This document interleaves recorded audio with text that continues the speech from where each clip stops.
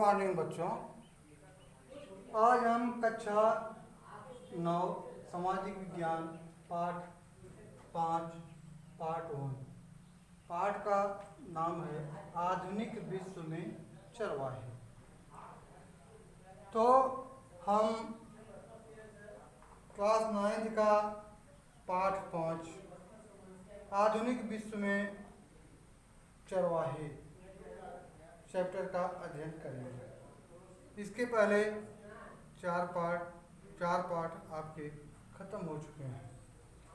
तो प्रस्तुत पाठ में देखते हैं कि शुष्क और अर्ध शुष्क प्रदेशों में, जहाँ सूखे प्रदेश हैं या कम बरसात होती है और घास उगती है, वहाँ पशुचारण मुख्य व्यवसाय हो जाता है। वहाँ का मुख्य व्यवसाय, चूँकि खेती संभव नहीं होती और घासें उगती हैं, इसलिए वहाँ के लोग अपने जीविका के रूप में पशुओं को पालते हैं और उनको चराते हैं। एक क्षेत्र की घास समाप्त हो जाने पर चरवाहे अपने पशुओं को, मवेशियों को दूसरे ओर हाँक ले जाते हैं। ये सदैव अस्थायी बस्ती बनाकर रहते हैं और प्रायः निवास के लिए तंबुओं का, टेंट का प्रयोग करते हैं। ये चरवाहे घुमंतु होते हैं, क्योंकि लंबे समय तक कहीं पर घास नहीं रह सकती और पशुओं के लगातार चरने के कारण घास खत्म हो जाती है, तो वे अपने पशुओं के झुंड के साथ अन्य जगह पर जाकर रहना शुरू कर देते हैं और अस्थायी घर बना लेते हैं, निवास स्थान बना लेते हैं। घुमंतु होते हैं और भेड़ बकरियों को रखते हैं। कुछ लोग ऊंट और दूसरे मवेशियों को अपने मेवड़ में रखते हैं। आधुनिक समाज में अनेक दबावों के बावजूद इन चरवाहों ने अपने पुश्तैनी व्यवसाय को जीवित रख पाने में सफलता पाई है। देखिए बेटा, बहुत सारे उतार चढ़ाव आए। आधुनिक युग में औद्योगिक युग है और इन सब झंझावातों को रखते हुए भी कुछ क्षेत्रों में आज भी ये चरवाहे अपने पुश्तैनी, जो कि पुश्त दर पुश्त, जो कि इनके बाप दादा के समय से चली आ रही है, उस परंपरा को अर्थात चरवाही के कार्य को जीवित रखे हुए हैं। तो अब हम देखते हैं घुमंतु चरवाहे और उनकी आवाजाही। तो कश्मीर के गुज्जर बकरवाल, यह गुज्जर बकरवाल जो है, यह कश्मीर की एक चरवाहा जाति है, कौम है, समुदाय है। जम्मू कश्मीर के इलाके में घुमंतु चरवाहों का समुदाय गुज्जर बकरवाल कहलाता है। ये लोग गाय, भैंस और भेड़ बकरियों के बड़े बड़े रेवड़ रखते हैं। बकर अरबी भाषा का शब्द है, जिसका अर्थ गोवंश अर्थात गाय, बैल, बछड़े, सांड आदि है। गर्मियों में ये लोग ऊपरी इलाकों में मवेशियों को चराते हैं और सर्दी में निचले स्थानों की ओर गमन कर जाते हैं। गर्मियों में कश्मीर के पर्वतीय क्षेत्रों में ऊपरी तरफ रहते हैं, जबकि सर्दियों में सर्दी से बचने के लिए निचले इलाकों में चले जाते हैं। हिमाचल के गद्दी चरवाहों का एक दूसरा समुदाय हिमाचल प्रदेश के क्षेत्रों में घूमता रहता है। इस समुदाय के लोगों को गद्दी कहा जाता है। ये लोग भी सर्दी गर्मी के हिसाब से स्थान बदलते रहते हैं। जाड़े में ये लोग शिवालिक की निचली पहाड़ियों को अपना आश्रय बनाते हैं। इसी बीच ये लोग मौसमी फसल भी उगा लेते हैं।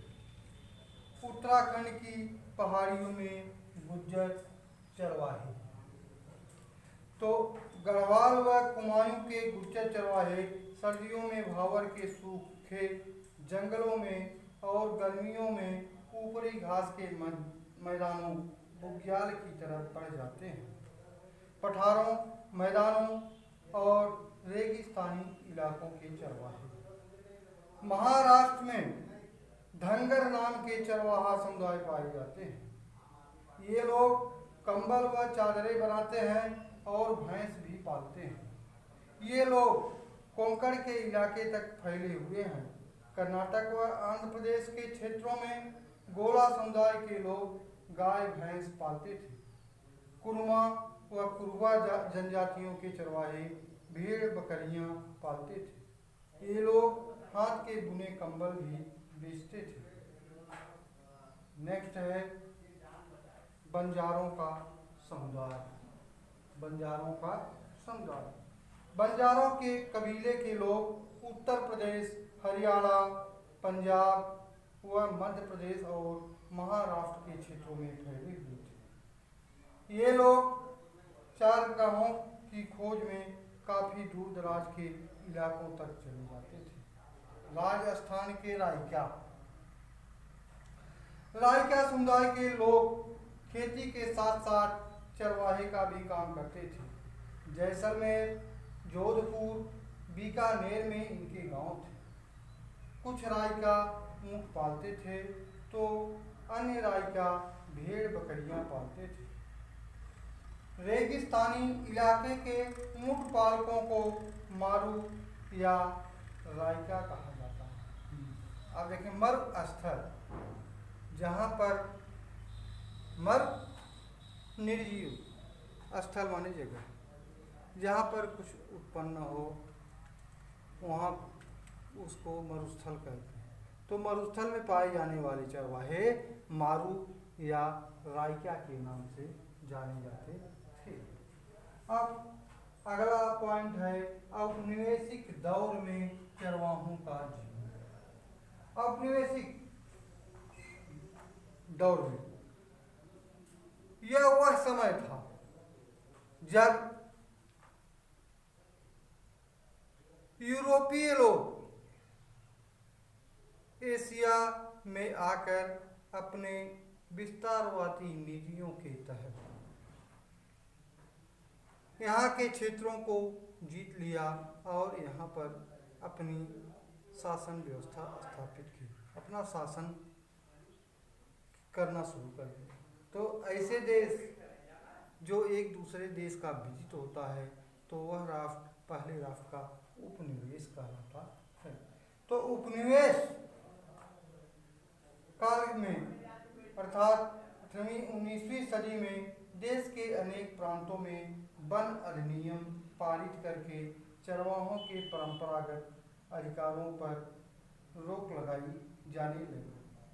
सरकारी आय में बढ़ोतरी करने के लिए ब्रिटिश सरकार खेती का क्षेत्र बढ़ाने के लिए चारागाहों को खेती की जमीन में बदलने लगी। घुमंतू जातियों को अंग्रेज अधिकारी शक की नज़र से देखते थे। उनको अपराधी तक माना जाने लगा था। मवेशियों पर भी टैक्स वसूला जाने लगा था। इस प्रकार चारागाहों का क्षेत्र सिमटने लगा। जानवरों के लिए चारा कम पड़ने लगा। इन सब परिस्थितियों को देखते हुए चरवाहों को अपने मवेशियों की संख्या घटाने पर मजबूर होना पड़ा। देश के बंटवारे ने समस्या को और बढ़ा दिया। ऊंट पालने वाले रायका 1947 के बाद सिंध के इलाके में दाखिल नहीं हो सकते थे और न ही सिंधु नदी के किनारे मवेशियों को चरा सकते थे। सीमा रेखा ने उनके आवागमन को बाधित कर दिया था। बाद के कालखंड में धनी चरवाहों ने अस्थायी जमीन खरीद ली और वहां अस्थायी रूप से रहने लगे। कुछ लोग खेती करने लगे और कुछ लोग व्यापारिक गतिविधियों में भी लग गए। जबकि कुछ को मजदूर बनकर जीवित रहना पड़ा और लाचार होना पड़ा।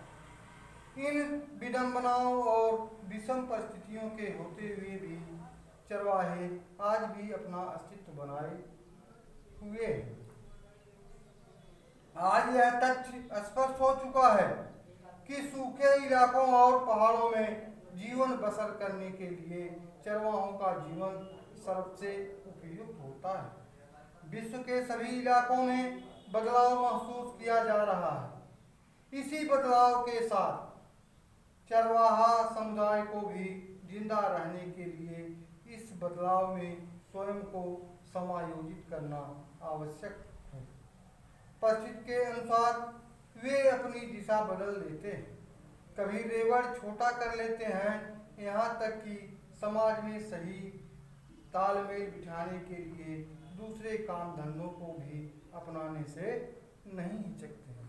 देखें, चरवाही में अधिक श्रम करने पर जब उनको लाभ कम होता है, चरवाही का क्षेत्र कम हो जाने के कारण वे अपने मवेशियों की संख्या को कम कर लेते हैं तथा उसके साथ साथ दूसरे व्यवसाय से, उद्योग से भी जुड़ गए। लेकिन आज भी उनकी परंपरा किसी न किसी रूप में हमारे बीच में मौजूद है। अब इसके बाद हम अगले दिन अगले वीडियो में अफ्रीका महाद्वीप में चरवाहों के जीवन के बारे में बातचीत करेंगे।